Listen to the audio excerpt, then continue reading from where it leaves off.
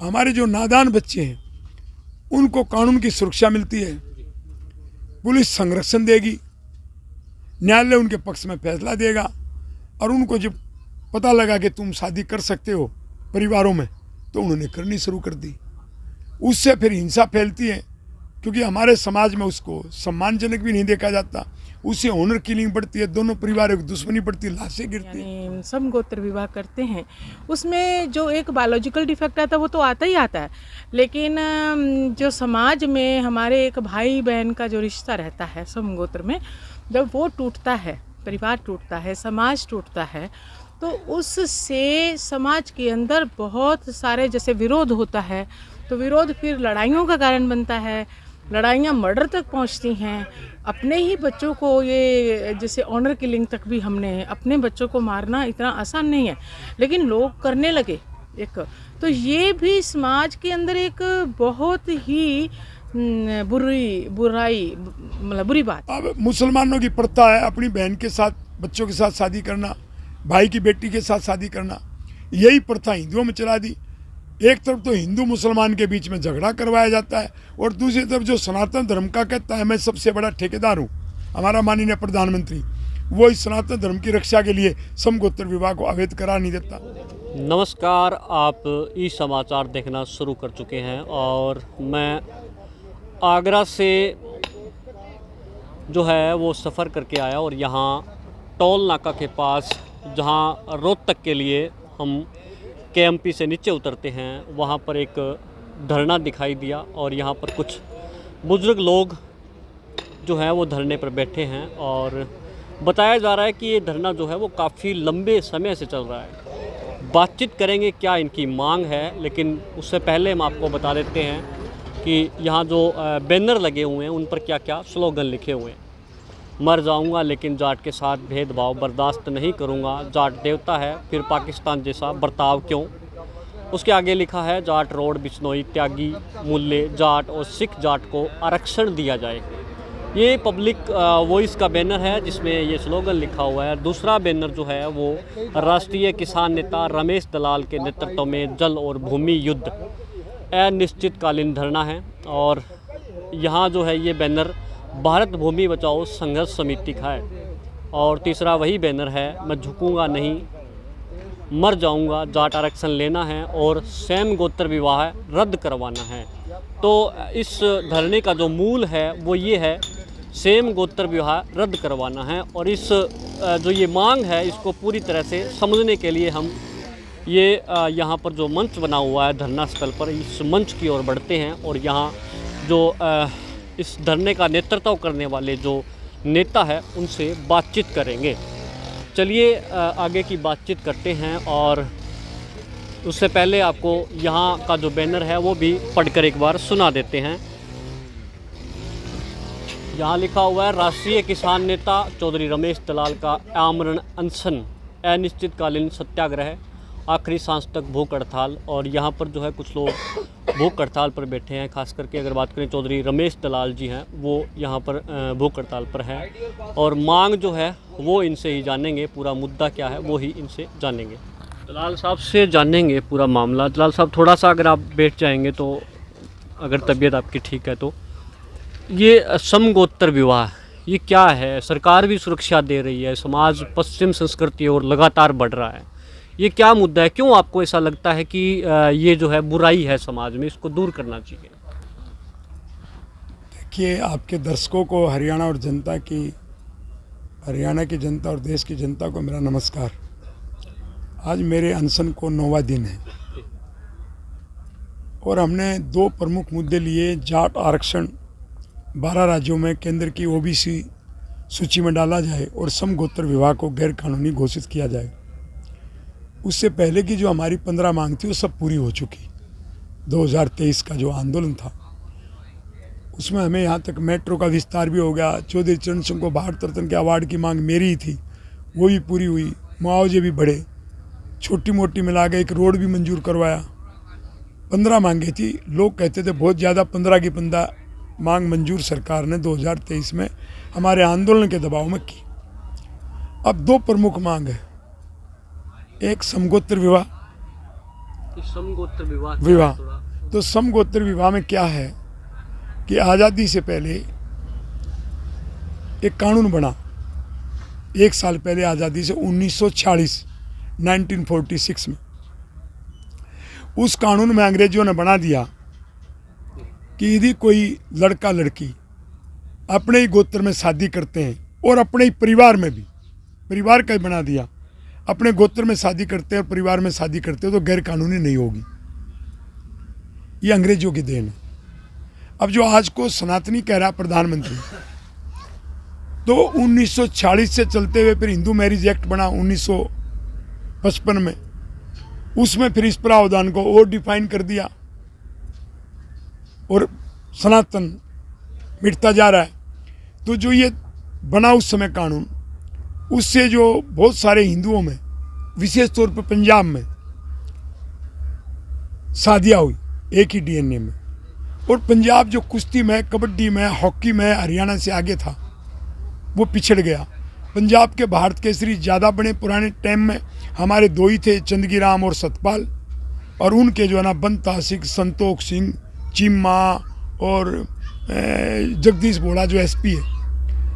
अब हरियाणा के तो हम डीएनए में शादी नहीं करते समगोत्र विवाह में, तो हम ओलंपिक में मेडल लेकर आ रहे, हम तगड़े हैं, और जहाँ जहाँ समगोत्र विवाह हो रहे हैं वो नस्लें बर्बाद हो चुकी।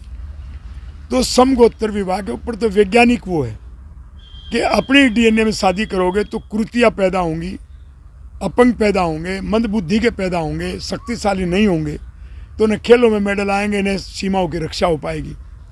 अब उस कानून के चलते इतने दिन में तो हमने भाईचारे में बहन भाई के रिश्ते नहीं होने दिए, लेकिन रमेश दलाल या बाकी लोग क्या करें, जब इस कानून की लचीलेपन को देख के हमारे जो नादान बच्चे हैं उनको कानून की सुरक्षा मिलती है, पुलिस संरक्षण देगी, न्यायालय उनके पक्ष में फैसला देगा, और उनको जब पता लगा कि तुम शादी कर सकते हो परिवारों में, तो उन्होंने करनी शुरू कर दी।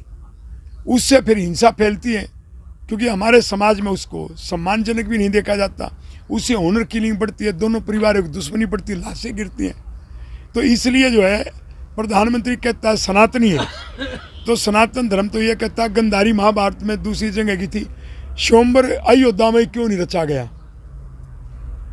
उनकी बिरादरी के लोग तो राम के वहाँ भी थे, वो दूसरी नगरी में ही क्यों रचा गया, क्योंकि डीएनए को बचा करके शादी करते थे राम के समय भी। अब मुसलमानों की प्रथा है अपनी बहन के साथ, बच्चों के साथ शादी करना, भाई की बेटी के साथ शादी करना, यही प्रथा हिंदुओं में चला दी। एक तरफ तो हिंदू मुसलमान के बीच में झगड़ा करवाया जाता है, और दूसरी तरफ जो सनातन धर्म का कहता है मैं सबसे बड़ा ठेकेदार हूँ, हमारा माननीय प्रधानमंत्री, वो इस सनातन धर्म की रक्षा के लिए समगोत्र विवाह को अवैध करार नहीं देता। एक तो ये मुद्दा है। दूसरा, जाट आरक्षण। अब 11 राज्यों में जाटों को आरक्षण मिल चुका राज्य सूची में, और गुजरात, 11 में से गुजरात और राजस्थान में धौलपुर और भरतपुर जिले को छोड़ के उनको राज्य की सूची में और केंद्र की भी ओबीसी सूची में आरक्षण मिला हुआ है। तो हरियाणा को न राज्य की सूची में है न केंद्र की सूची में। हमारे साथ लगता है दिल्ली जो है हमारा ही पहले पंजाब का हिस्सा था, उनको आरक्षण, हरियाणा को नहीं। हिमाचल पंजाब का हिस्सा था, वहाँ के जाटों को आरक्षण, हरियाणा के जाट को नहीं। हरियाणा के जाट को पाकिस्तान का जाट समझा जाता है। तो हम कह रहे हैं केंद्र में ओबीसी सूची में 12 राज्यों के जाटों को आरक्षण मिले। अब एक नई बात खड़ी हो गई,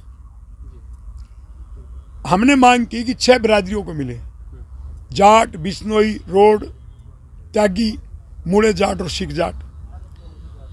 अब प्रधानमंत्री जी ने कुलदीप बिश्नोई जो बीजेपी में गया है, वो 5 लोकसभा में, थोड़े से राजस्थान में पढ़ते हैं और 2 में हिसार और सिरसा में यहाँ पढ़ते हैं।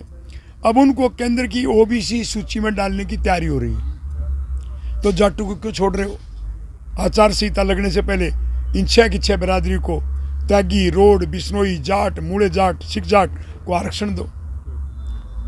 तो ये दुभात हम भेदभाव बर्दाश्त नहीं करेंगे, क्योंकि एक बात को देखो, आप हमारे संविधान में अनुच्छेद 14 आर्टिकल 14 कॉन्स्टिट्यूशन ऑफ इंडिया, वो भेदभाव की अनुमति नहीं देता। और भेदभाव मैं आपको बता ही रहा हूँ कैसे भेदभाव हो रहा है। हमारे भरतपुर जिला सांझे गोत्र वो मथुरा में है, वही परिवार एक गोत्र के कुछ मथुरा में रहते हैं जिले में, यूपी में, और कुछ भरतपुर में। भरतपुर में तो आरक्षण नहीं, राज्य में भी, और मथुरा में यूपी के में कम से कम राज्य में आरक्षण है। ऐसे ही धौलपुर जिला हरियाणा की तरह वहाँ राज्य सूची में आरक्षण है, केंद्र की में। धौलपुर की सीमा लगती है ग्वालियर संभाग से मध्य प्रदेश। अब ग्वालियर उनकी रिश्तेदारी इकट्ठी, उनके गोत्र एक, परिवार एक, कोई एक भाई इधर रहता है एक उधर रहता है, तो एक को तो आपने राज्य सूची मध्य प्रदेश में आरक्षण दे दिया और राजस्थान में नहीं दिया, बाकी पूरे राजस्थान को केंद्र में भी दे दिया। तो हमारे जो भाई हैं जाटों को आपस में बांट दिया। पहले आपने 35 का नारा दिया, फिर जाटों को ही बांट दिया। तो ये बात बर्दाश्त नहीं होगी, इसलिए आमरण अनशन मैंने किया। कल सरोखा पंचायत मेरे इस अनशन, रमेश दलाल की इस अनशन को देखते हुए हमारी जो दलाल खाप 84 गांव की खाप है, वो 84 दलाल खाप ने सभी सरोखाप सरो जातियों को निमंत्रण भेजा है। कल 10 मार्च 2024 को इसी KMP आसोदा मांडोटी टोल प्लाजा पर एक बहुत बड़ी सरोखाप सरो जाति समाज की महापंचायत उत्तरी भारत की होगी, और उसमें देखो लोग क्या निर्णय लेते हैं, लेकिन समर्थन तो हमें जरूर मिलेगा। और रमेश दलाल ने कहा है कि आज तक 55 आंदोलन लड़े रमेश दलाल ने, वो कभी हारा नहीं, सारे आंदोलन जीते। और ये तो मेरी समाज के सम्मान का है, ये तो संविधान बचाने के लिए, संविधान में समानता का अधिकार है, और असमानता कैसे मैंने आपको बता दिया। और ये तो सनातन धर्म को बचाने का है। तो रमेश दलाल का कहना है मर जाऊंगा झुकूंगा नहीं।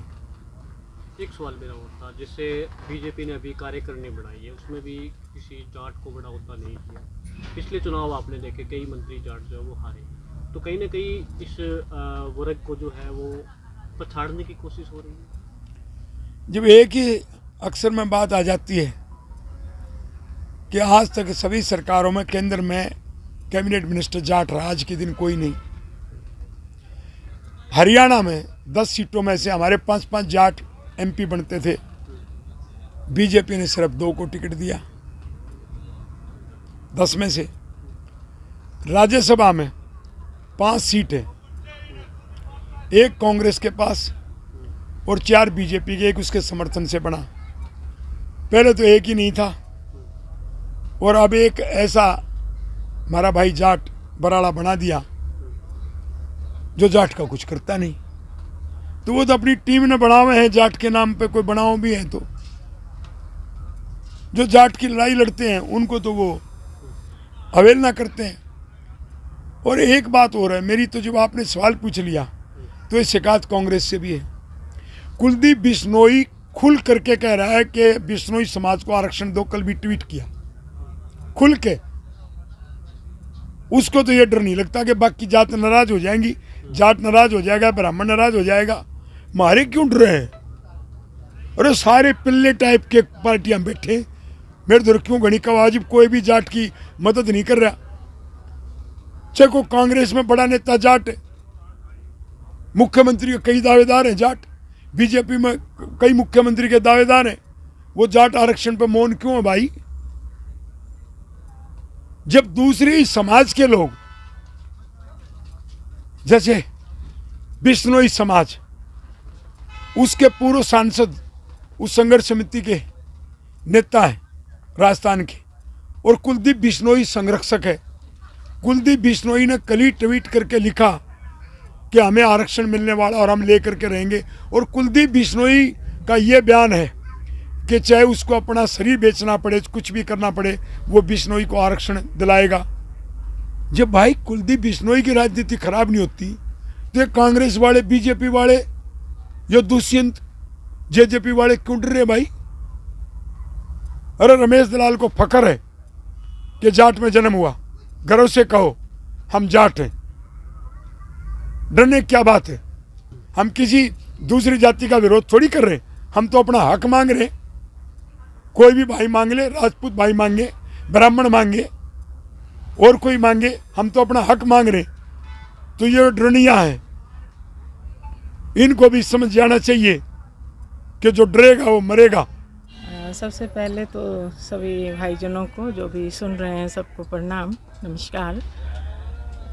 और जो हमारे भाई चौधरी रमेश दलाल जी ने ये जो मुद्दा उठाया है, ये मुद्दा तो बहुत ही संगीन है, इसमें कोई शक की बात नहीं है, क्योंकि ये एक बायोलॉजिकल भी डिफेक्ट रहता है।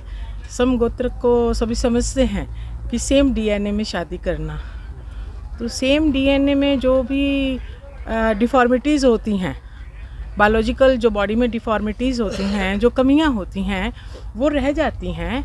और इसी वजह से हमारे ऋषि मुनियों ने, हमारे सनातन ने समगोत्र यानी सेम डीएनए में शादी करने को वर्जित किया था।